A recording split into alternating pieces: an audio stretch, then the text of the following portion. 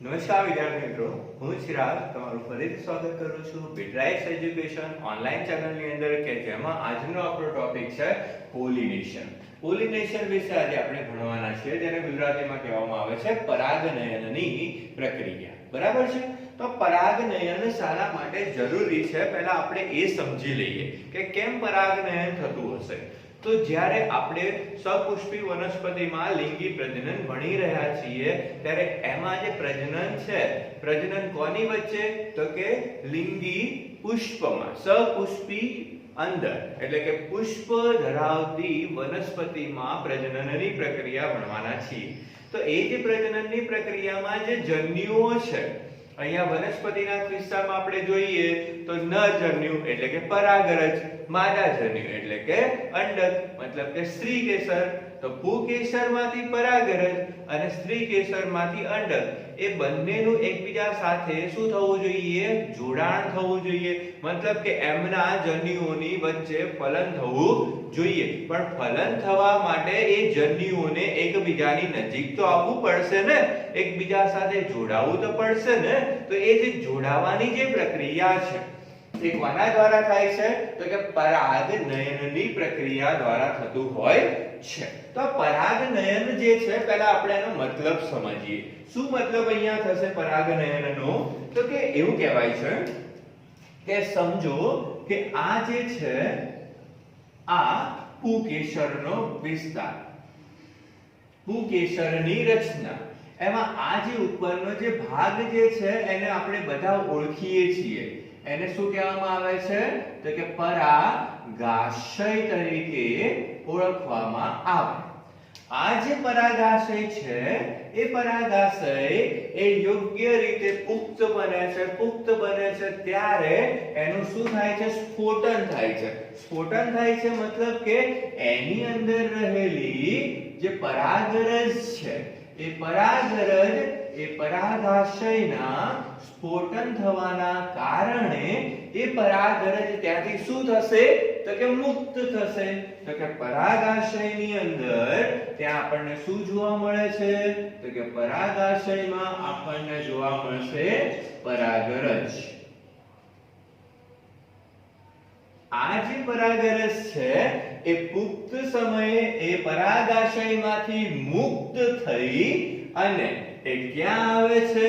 તો એ પરાગાશયમાંથી મુક્ત થઈને સ્ત્રી કેસરના ભાગે, સ્ત્રી કેસરની રચના જે છે એમાં 3 ભાગની બનેલી રચના. એમાં કયા વિસ્તારમાં? તો કે આ જે ઉપરનો જે ભાગ છે જેને આપણે કહીએ છીએ એને આપણે નામ આપીએ. શું કહીશું આને? તો કે પરાગાશન. એને આપણે શું નામ આપીશું? તો કે એને કહીશું પરાગાશન. તો પરાગાશનની રચના અહીંયા શું છે? તો એને કહેવામાં આવશે પરાગવાહિની.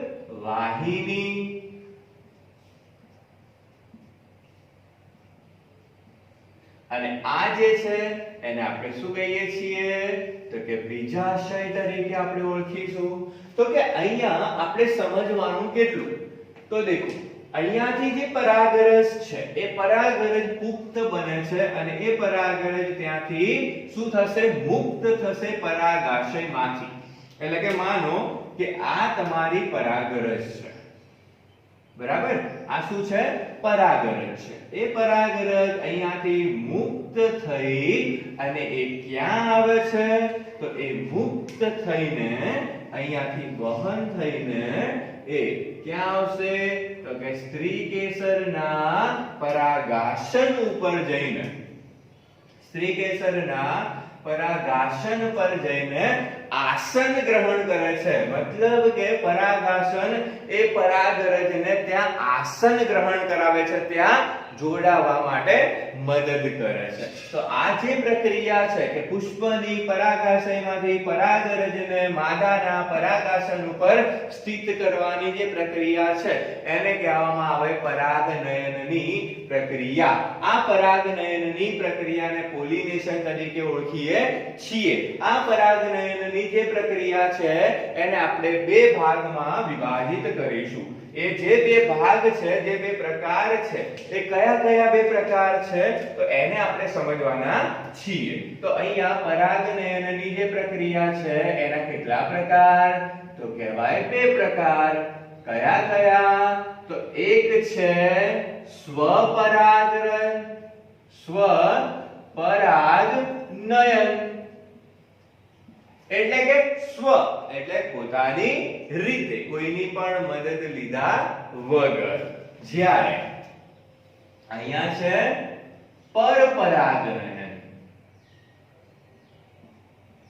એક છે સ્વપરાગનયન અને બીજું છે પરપરાગનયનની પ્રક્રિયા. બરાબર, આટલું સમજો છો? હવે જો આ જે સ્વપરાગનયન છે ને એને પણ આપણે આગળ બે ભાગમાં શું કરીએ વિભાજિત કરીએ. કયા કયા બે ભાગમાં વિભાજિત કરીશું આને આગળ જઈને તો એક બનશે સ્વફલન. એક પ્રકાર કેવો બને છે તો કે સ્વફલન. બીજો જે પ્રકાર છે એને આપણે શું કહીએ છીએ તો કે ગેટેનો ગેમી તરીકે ઓળખવામાં આવે. તો પરાગનયનના બે પ્રકાર, એક સ્વપરાગનયન, એક પરપરાગનયન. સ્વપરાગનયનના પણ બે પ્રકાર, એક સ્વફલન અને બીજું ગેટેનો ગેમી. બધી પ્રક્રિયા દરમિયાન થવાનું શું છે તો કે પરાગરજનું પરાગાસન ઉપર જઈને બેસવું, ત્યાં જઈને આસન ગ્રહણ કરવું, એને આપણે કહીશું પરાગનયનની પ્રક્રિયા. ઈઝી છે, સિમ્પલ છે. તો હવે આપણે અહીંયા શું સમજશું તો કે હવે અહીંયા આપણે એના પ્રકાર સમજીએ. બરાબર, સવિસ્તાર એના પ્રકાર વિશે સમજીએ. તો ચલો શરૂ કરીએ. આને હું રબ કરું છું. બરાબર છે?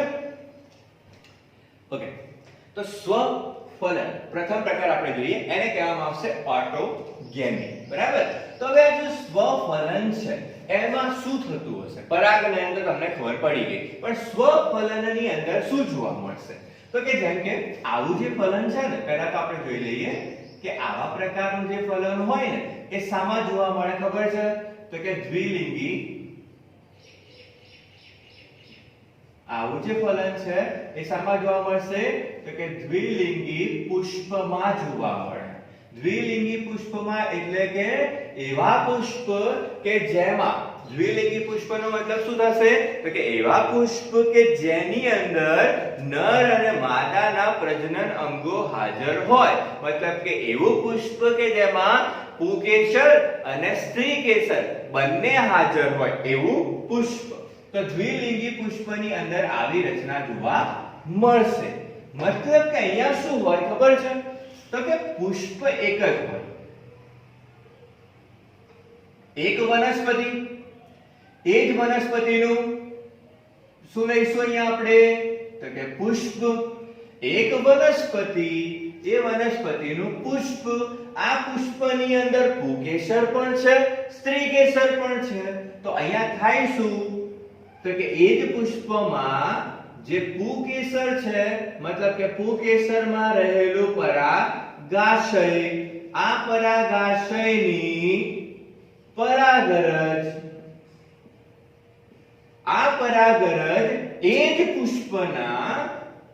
પુષ્પના સ્ત્રી કેસર ઉપર રહેલા પરાગાશન, એ જ પુષ્પ પર રહેલા પરાગાશન પર જઈને શું થાય છે તો કે ગોઠવાય છે, ત્યાં આસન ગ્રહણ કરે છે.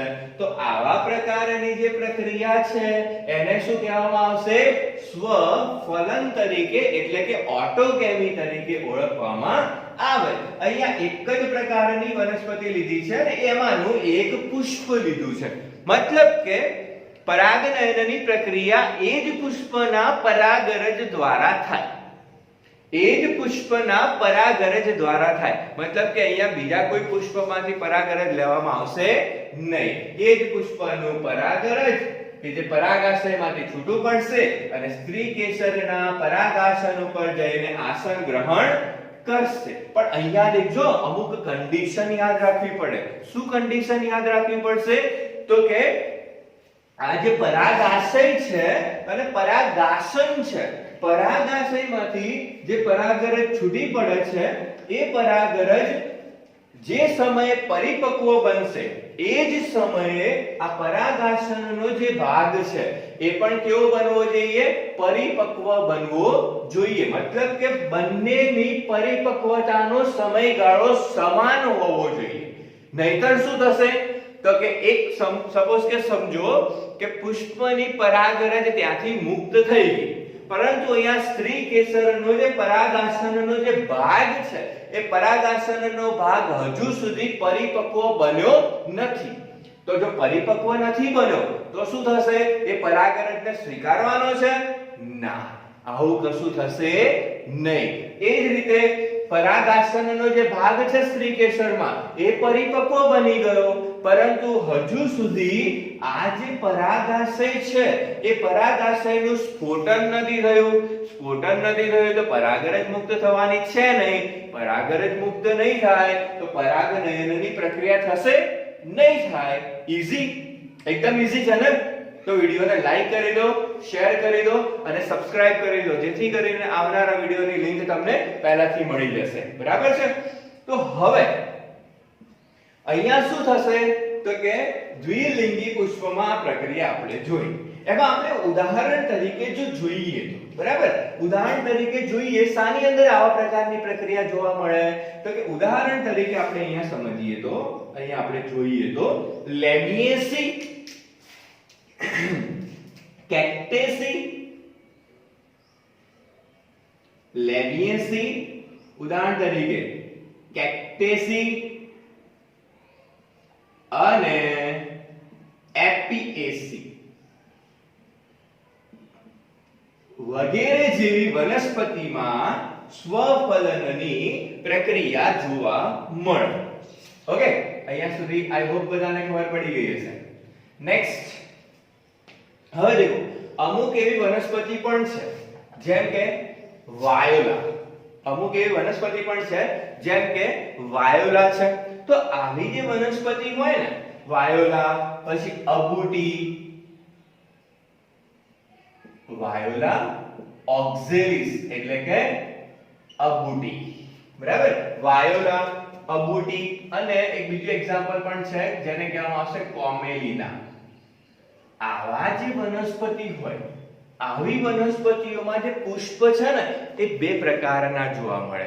કેટલા પ્રકારના? બે પ્રકારના. કયા કયા? તો કે જે પુષ્પ છે એમાં એક પુષ્પને આપણે એવું કહીએ કે હવાઈ પુષ્પ. એક નામ આપી દઈએ. શું નામ આપીશું?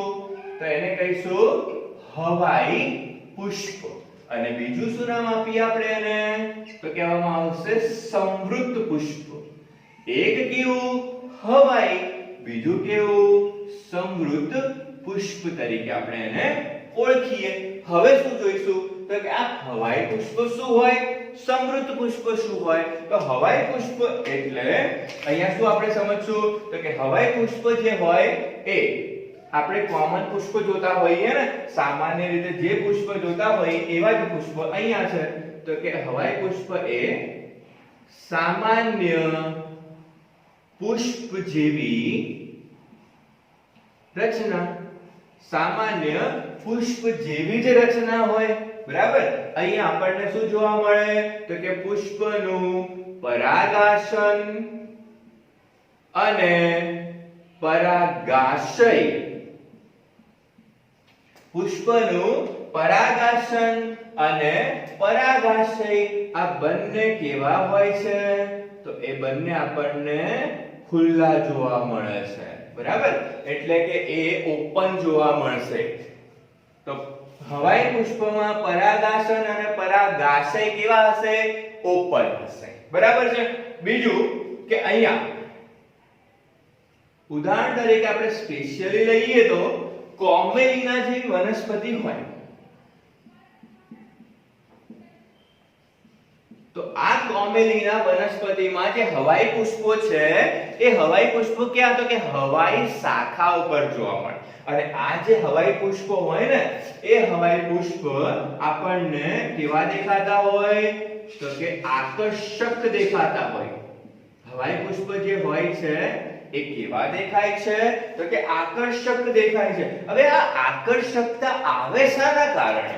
શાના કારણે આકર્ષકતા દેખાશે? આકર્ષક કેવી રીતે દેખાશે? તો એમાંથી કોઈક સુગંધી નીકળતી હોય, એટલે કે કોઈક પ્રકારની વિશિષ્ટ સુગંધ હોય.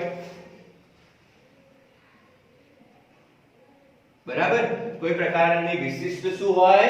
સુગંધ. અથવા એ જે પુષ્પ છે એમનો રંગ કેવો હોય? તો કે ચમકીલો, ચમકીલા રંગ ધરાવતા હોય. કેવા હોય છે? તો કે સુગંધીદાર હોય છે, અથવા એને શું કહીએ છીએ? તો કે એક વિશિષ્ટ પ્રકારના ચમકીલા એટલે કે ભભકાદાર રંગ ધરાવતા હોય.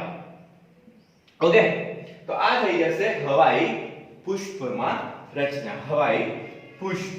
જ્યારે અહીંયા આપણે વાત કરીએ કેવા પુષ્પની? સમૃદ્ધ પુષ્પની. તો આ બંનેમાં તફાવત શું ખબર છે? સમૃદ્ધ પુષ્પ અને હવાઈ પુષ્પમાં જેમ અહીંયા પરાગાસન અને પરાગાશય કેવા છે? ખુલ્લા છે ને. પરંતુ અહીંયા સમૃદ્ધ પુષ્પની અંદર પરાગાશય અને પરાગાસન, પરાગાશય અને પરાગાસન એ આપણને ખુલ્લા જોવા મળતા નથી. બરાબર, અહીંયા તફાવત સમજજો બંનેમાં. શું કીધું છે? કે અહીંયા પરાગાસન અને પરાગાશય બંને ખુલ્લા જોવા મળે છે, પરંતુ અહીંયા પરાગાશય અને પરાગાસન ખુલ્લા જોવા મળશે નહીં. મતલબ કે અહીંયા એ જ પુષ્પની પરાગરજ ત્યાં જ શું કરી શકે છે? પરાગનયનની પ્રક્રિયા કરી શકે છે. પુષ્પ ખીલતા જ નથી. આ પ્રકારનું જે પુષ્પ હોય છે એમાં પુષ્પ ખીલતા નથી. યાદ રાખવું હા, સમૃદ્ધ પુષ્પની અંદર કે પુષ્પો ખીલતા નથી. તો પુષ્પો ખીલશે જ નહીં તો પરપરાગનયન થવાનું છે ના. બરાબર, પુષ્પ ખીલશે જ નહીં તો પરપરાગનયનની કોઈ વિશેષતા રહેવાની છે નહીં. મતલબ કે અહીંયા જનીનિક ભિન્નતા અથવા કંઈક નવાપણું પણ સર્જાવાની કોઈ જ શક્યતા છે નહીં. ઓકે, આટલું સમજાય છે બધાને? તો કે અહીંયા પુષ્પ કઈ અવસ્થામાં હશે? બંધ અવસ્થામાં જોવા મળે છે.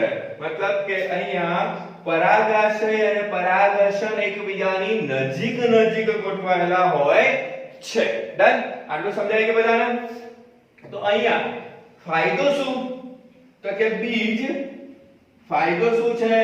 તો કે જે બીજ હોય છે એ જલ્દી નિર્માણ પામી જાય. હા, જે બીજ હોય એ ઝડપી નિર્માણ પામે.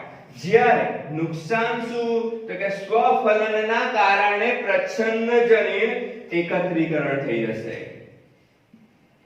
સ્વફલનના કારણે કેવું?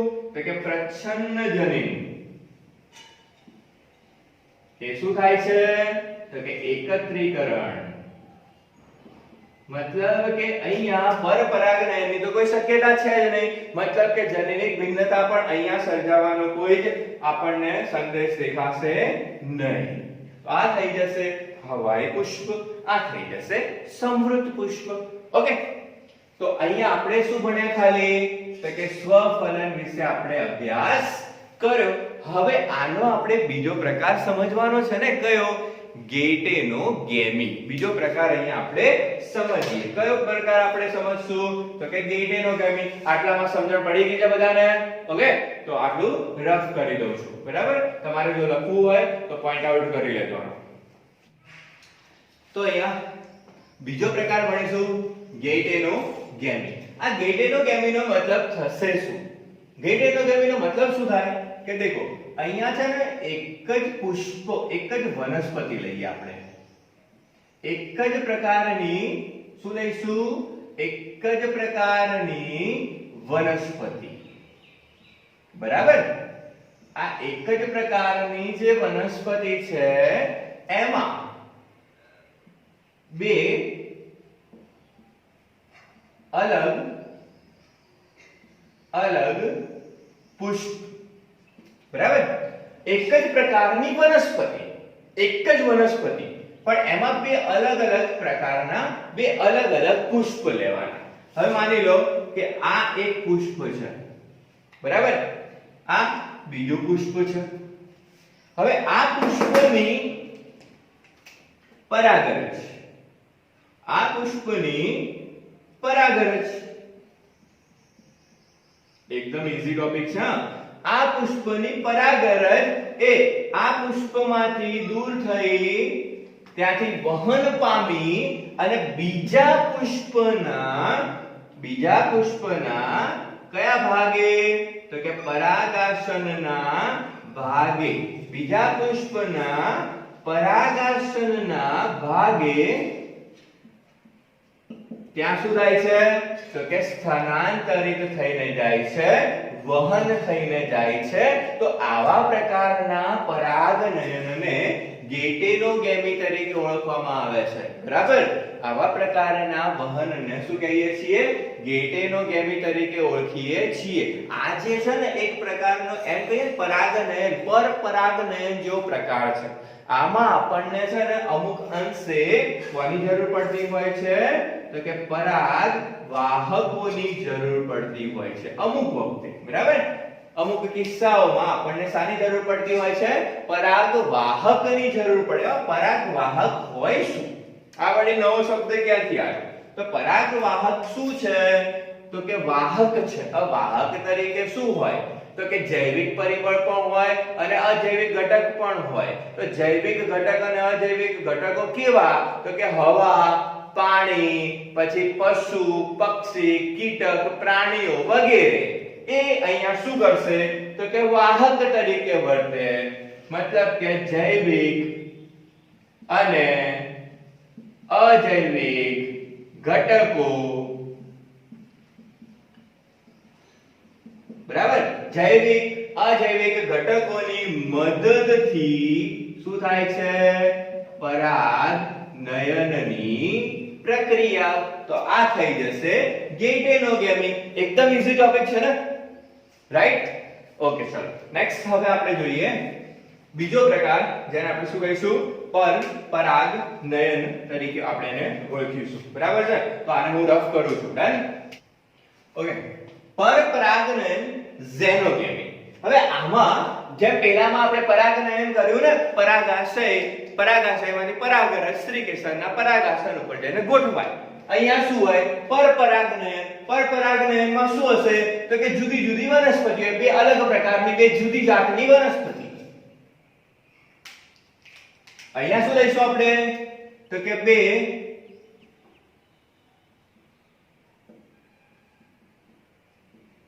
ભિન્ન વનસ્પતિ, મતલબ કે બે અલગ પ્રકારની વનસ્પતિ. એમાંથી આ એક વનસ્પતિ, આ બીજી વનસ્પતિ, એક વનસ્પતિની પરાગરજ એ બીજા વનસ્પતિના પુષ્પ, એ બીજા વનસ્પતિના પુષ્પના કયા ભાગે? તો કે પરાગાસન, એટલે કે સ્ત્રીકેસરના પરાગાસન ઉપર જઈને ગોઠવાશે. એક વનસ્પતિ, એક પ્રકારની વનસ્પતિ, એનું પુષ્પ, એ પુષ્પની પરાગરજ બીજા વનસ્પતિના પુષ્પના પરાગાસન ઉપર જઈને આસન ગ્રહણ કરે છે, જેને આપણે કહીએ છીએ પરપરાગનયન. ઓકે, ફરીથી સમજાવું. શું કહીએ છીએ?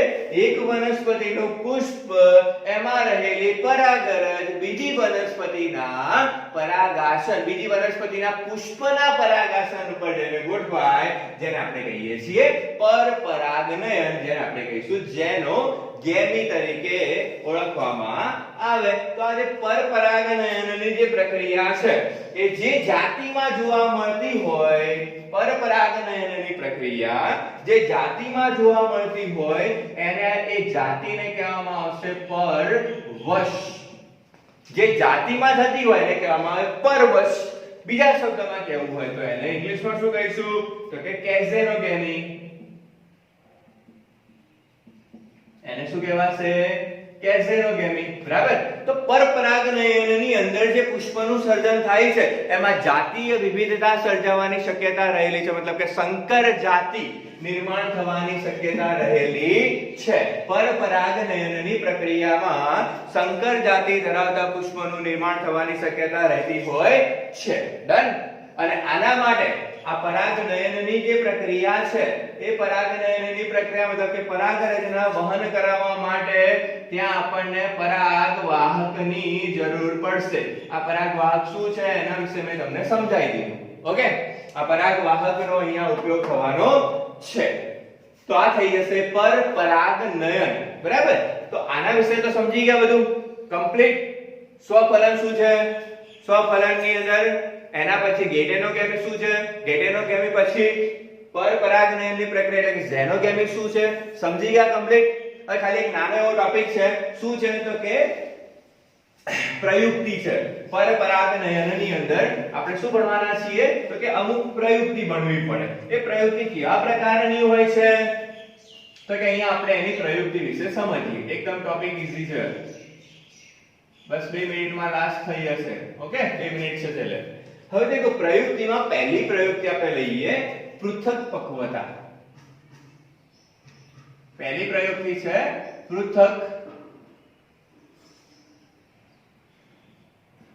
પક્વતા, બરાબર. પૃથક પરિપક્વતા તરીકે પણ આપણે એને ઓળખીએ. આવા પ્રકારની જે પ્રયુક્તિ છે એ કયા પ્રકારના વનસ્પતિમાં એટલે કે દ્વિલિંગી વનસ્પતિમાં જોવા મળે?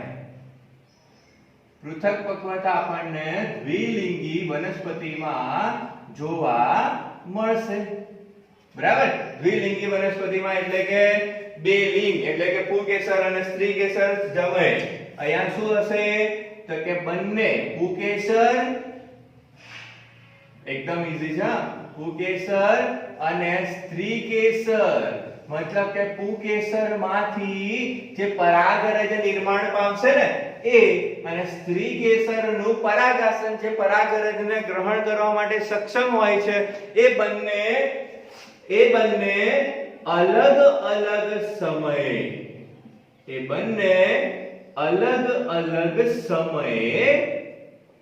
શું બને છે? તો કે પરિપક્વ. એ બંને અલગ અલગ સમયે પરિપક્વ બને છે. કેવી રીતે સમજે? તો પૃથક પક્વતા દ્વિલિંગી વનસ્પતિ પુંકેસર અને સ્ત્રીકેસર બંને અલગ અલગ સમયે પરિપક્વ બને. મતલબ કે કોઈ પહેલું પરાગરજ નિર્માણ કરી દે પણ પરાગરજ નિર્માણ થઈ ગઈ પણ હજુ સુધી ત્યાં પરાગાસન સક્રિય નથી બન્યું, ગ્રહણશીલ નથી બન્યું. પરિપક્વતા મતલબ કે પરાગનયનની પ્રક્રિયા થવાની છે નહીં. તો આ એક થઈ ગઈ. નેક્સ્ટ બીજા પ્રકારની આપણે જોઈ લઈએ. બીજો પ્રકાર શું છે? તો કે એને કહેવામાં આવે સ્વવંધ્યતા.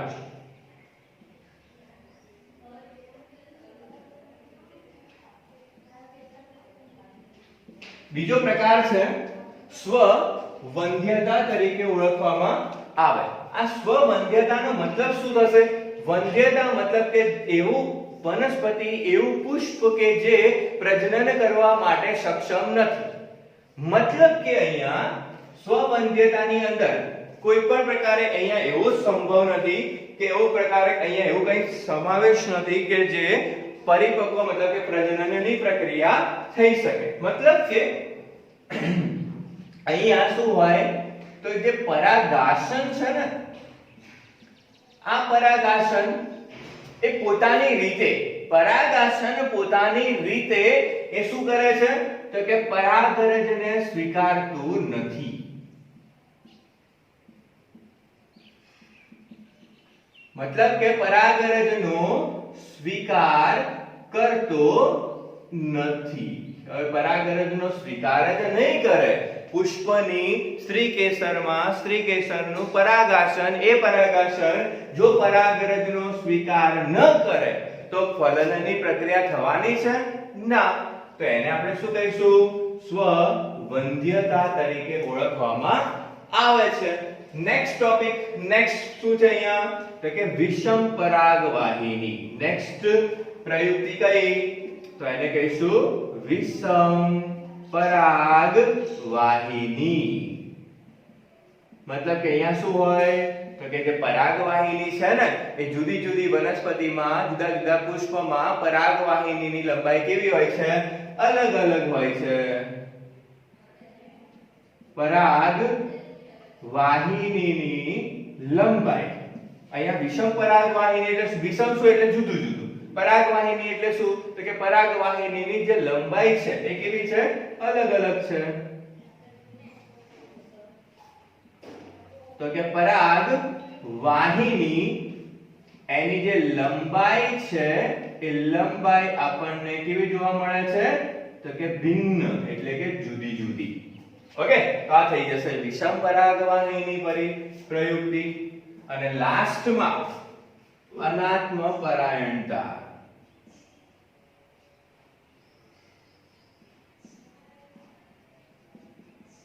એને શું કહેવાય? આનો મતલબ શું થશે? તો કે દ્વિલિંગી પુષ્પની અંદર પરાગાશય અને